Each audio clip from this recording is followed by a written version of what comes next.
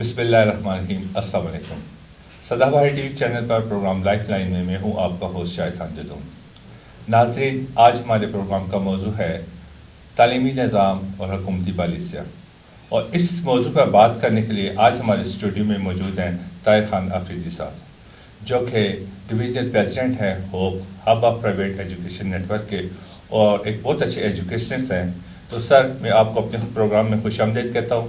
بہت شکریہ جی، آپ کی بڑی مہربانی، آپ نے ہمیں موقع دیا آپ کے فورن پہ. اور ماشاءاللہ آپ کا جو چینل ہے ایس پی ٹی وی، وہ ہمیشہ سے ہی ہمارے ایجوکیشن کے معاملات میں سب سے آگے رہا ہے. Thank you.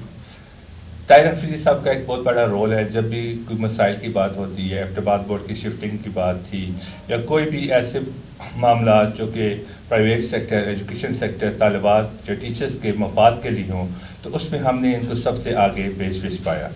سر، ابھی کچھ پالیسیاں جو چینج ہو رہی ہیں، اس میں سے سب سے پہلے تو ایک پالیسی ہم نے دیکھی ہے کہ جو 33% مارکس کا ایک پہلے سے سسٹم تھا کہ جب ایک 100 میں سے 33 مارکس لیتے تھے اسٹوڈنٹس، تو ان کو پاس تصور کیا جاتا تھا. تو یہ پالیسی اب 40 مارکس پہ آ رہی ہے. تو اس کے بارے میں آپ کی کیا رائے ہے؟ یہ کب سے ہے، یا کب اس جو سیشن ہے یہ کون سی کلاس کے لیے ہے، اور کب یہ سٹارٹ ہو رہی ہے؟ شاید بھائی اس طرح سے ہے کہ ابھی یہ نوٹیفیکیشن نہیں آیا کے پی کے حوالے سے. یہ نوٹیفیکیشن جو ہوا ہے یہ ہوا ہے ابھی فیڈرل بورڈ کے حوالے سے، لیکن یہ ہماری بڑے عرصے سے ہماری ڈیمانڈ تھی. آپ کو یہ شاید علم ہوگا کہ پاکستان بننے کے پہلے جس وقت انگریز کی حکومت تھی، تو انہوں نے ہماری ایجوکیشن کے یا لوگوں کے اس کے لیول کو دیکھنے کے مطابق انہوں نے یہ 33.5% پاسنگ مارکس رکھے تھے. حالانکہ اس ٹائم پہ بھی انگلینڈ میں ان کے اپنے وہ جو تھے وہ 50-60% مارکس کو پاس کیا جاتا. یہاں پہ انہوں نے ہمارے، اور وہ ماشاءاللہ 75 سال پاکستان بننے کے بعد بھی وہی 33.5 کو بھی ختم کر کے 33% رکھ دیا گیا. تو فی الحال تو یہ ہماری اپنی ڈیمانڈ ہے کہ تھوڑا سا اس کو اپ گریڈ کرنا چاہیے، کیونکہ 3rd میں پاس ہونے سے بہتر یہ ہے کہ اس بچے کو اگر فیل تصور کیا جائے تو زیادہ اچھا ہے، تاکہ اس کے پاس اپرچونٹی ہو. تو 40% ہمیں امید ہے کہ کے پی گورنمنٹ بھی اس کو 40% پہ لے کے آئے گی انشاءاللہ. جی. تو دوسرا ایک کوشچن ہے کہ اب بعض جو بورڈ ہیں انہوں نے وہ جو گریڈنگ سسٹم پہ، یعنی جو مارکس کا سسٹم تھا اس کو ختم کر رہے ہیں، اور جس طرح یونیورسٹی میں بھی جو جی پی اے سسٹم ہے اس پہ لے کے آ رہے ہیں. تو اس بارے میں آپ کی کیا انفارمیشن ہے، یا کیا ہمارے ناظرین کو آپ بتانا چاہتے ہیں؟ یہ ابھی ہم نے ہماری ایسوسیشن کے حوالے سے ہماری جتنی میٹنگز اس سے پہلے گورنمنٹ سیکٹر میں، گورنمنٹ کی جتنے بھی ہمارے ارباب اختیار ہیں ان کے ساتھ ہوتی رہی ہیں، چیئرمین کے ساتھ بھی، بورڈ کے ساتھ بھی. اس میں ہمارا یہ بڑے عرصے سے مطالبہ تھا کہ ریفارمز لائیں. یہ ایجوکیشن سسٹم میں ریفارمز لے کے آئیں، ایگزامینیشن سسٹم میں ریفارمز لے کے آئیں، اور یہ جو سسٹم ہے اس کو اب اپ گریڈ ہونا چاہیے. ہمیں دنیا کے ساتھ میٹ کرنا ہے، دنیا کے ساتھ ہمیں مقابلہ کرنا ہے. تو اس میں یہ جو گریڈنگ سسٹم ہے یہ سب سے بیسٹ ایک طریقہ ہے. امید ہے کہ یہ گریڈنگ سسٹم فیڈرل کے ساتھ کے پی کے میں بھی سننے میں یہی ہے کہ جی انشاءاللہ یہ امپلیمنٹ ہونے والا ہے. اور وہ ہماری بڑے عرصے کی یہ بڑی دیرینہ ہمارا مطالبہ تھا، خواہش تھی. اس میں یہ ہے کہ آپ کی جی گریڈنگ سسٹم جس وقت ہو جائے گا تو یہ ٹاپرز کی جو ریس ہے وہ بڑے عرصے سے ہماری یہ خواہش تھی کہ یہ بچوں کے اندر جو ایک کمی رہ جاتی ہے ایک بچہ سے، کہ وہ بہترین تیاری کرنے کے بعد سے کہ 1100 میں سے وہ لیتا ہے 1090 مارکس. اب اس سے زیادہ ایک پاسبلٹی نہیں ہے کہ ایک بچہ اس سے زیادہ مارکس لے سکتا ہے، لیکن ایک نمبر زیادہ ہونے کی وجہ سے 91 نمبر لے کے دوسرا بچہ ٹاپ کر جاتا ہے.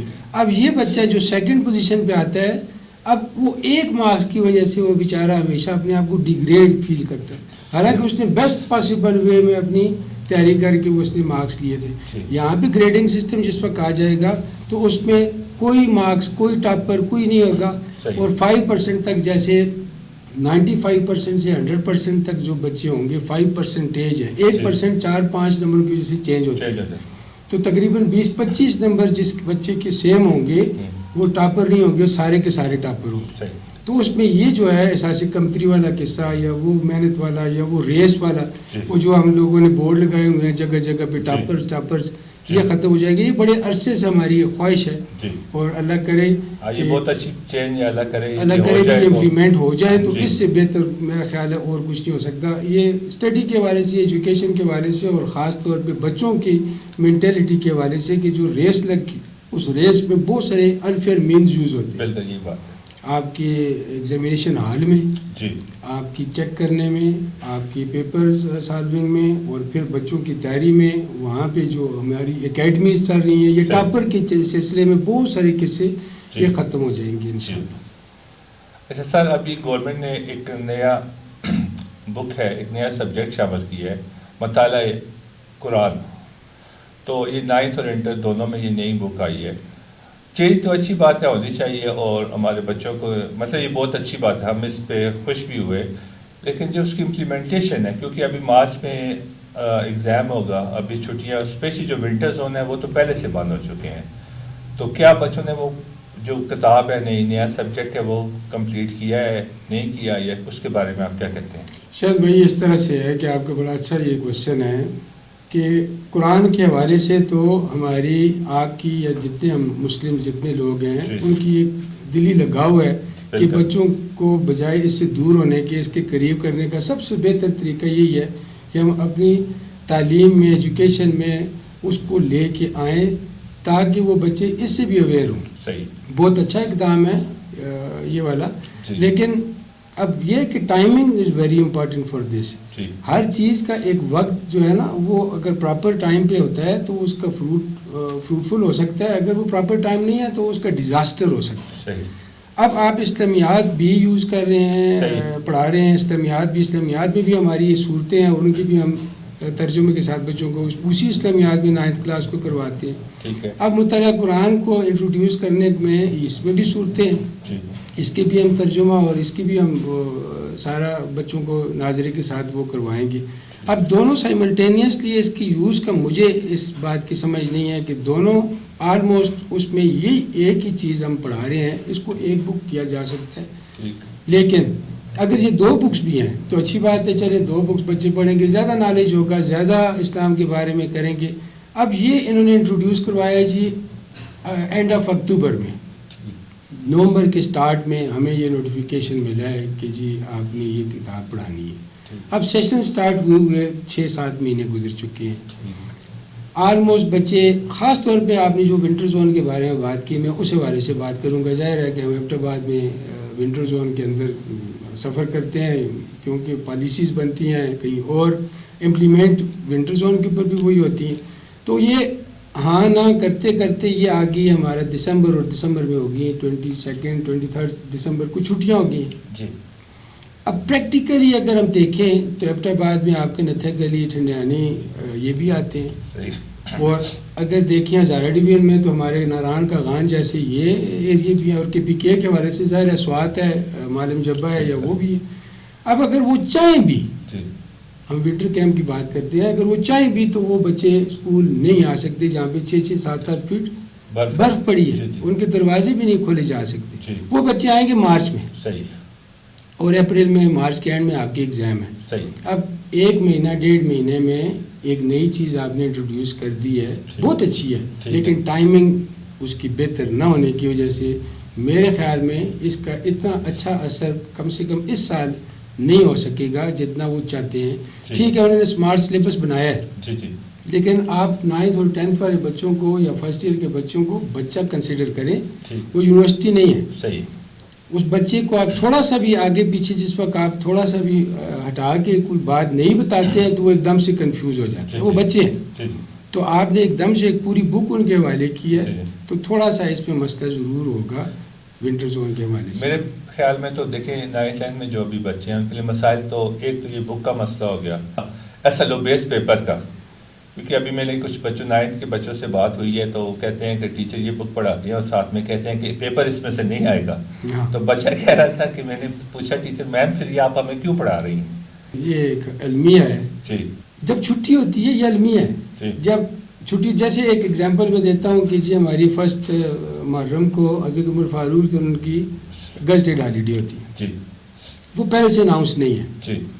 بچے جس وقت چھٹی کر کے گھر چلے جاتے ہیں رات کو چاند نظر آتا ہے اور رات کو جو ہے نا 12 بجے اناؤنسمنٹ ہوتی ہے کل چھٹی ہے. صحیح. کہ جب چھٹی کی اناؤنسمنٹ ہوتی ہے تب بھی رات کو 12 بجے ہوتی ہے. صحیح. حالانکہ وہ اسکول ٹائم میں ہونی چاہیے تاکہ بچوں کو انفارم کر دیا جائے. یہ ٹائمنگ جو آپ نے ایسے لوگ کی اور مطالعہ قرآن کی ہے نا یہ ٹائمنگ بھی بالکل وہ ایک مینٹلٹی ہے. صحیح. At the age of the time at the end of the academic year آپ اناؤنس کر رہے ہیں کہ جی ایسے لو بیس ہوگا. صحیح. بچے اسی طرح سے کر رہے تھے پڑھ رہے تھے تیاری کر رہے تھے جس طرح سے بچے ٹیچرز اسی طرح سے ان کو تیاری کروا رہے تھے. اب جو چیپٹرز انہوں نے ختم کر لیا پڑھ لیا وہ انہوں نے اسی پیٹرن پہ کیے ہیں. آج آپ ان کو کہتے ہیں کہ جی اس میں سے سوال نہیں آئے گا یہ سوال کنسیپچول بیس پہ آئے گا اسٹوڈنٹ لرننگ آؤٹ کمز میں سے آئے گا. ان کے لیے اتنی بات ہی کافی ہے کہ جی یہ سوال کسی اور ورڈنگ میں ہوگا. صحیح. کوشچن آنسر شاید وہی ہو لیکن ورڈنگ چینج ہونے کی وجہ سے بھی ایک بچہ ہے وہ اس کو فالو نہیں کر سکتا. اب یہ کام اگر کرنا ہی تھا بہتر یہ تھا کہ جس وقت یہ کرنا چاہ رہے تھے تو یہ کہتے کہ جی 2023 میں جو نیا اکیڈیمک یہ سٹارٹ ہوگا یہ اس سے فرسٹ ڈے سے ہم اس کو کریں گے تو وہ زیادہ بہتر ہوتا ہے اور زیادہ اس کا اثر ہوتا ہے. تو ناظرین یہ مسائل تھے کچھ پالیسیاں اچھی ہوتی ہیں چینجز اچھی ہوتی ہیں تعلیمی اصلاحات کی ضرورت بھی ہے لیکن وہ ٹائمنگ جو ہے بہت میٹر کرتی ہے کہ کس وقت جو پالیسی میکر ہیں ان کو یہ سوچنا چاہیے کہ گراؤنڈ ریئلٹی کو بھی دیکھنا چاہیے کہ اس سے کیا پازیٹیو چینجز آئیں گی اور کیا نیگیٹو چینجز آئیں گی. تو اسی سلسلے پہ آج ہم نے افریدی صاحب سے بات کی. افریدی صاحب کا ایک دفعہ صدا بار ٹی وی چینل کی جانب سے آپ کا میں شکریہ ادا کرتا ہوں اور انشاءاللہ ایک نیکسٹ پروگرام میں آپ کے سامنے دوبارہ حاضر ہوں گا. تب تک اجازت چاہتا ہوں. اللہ حافظ.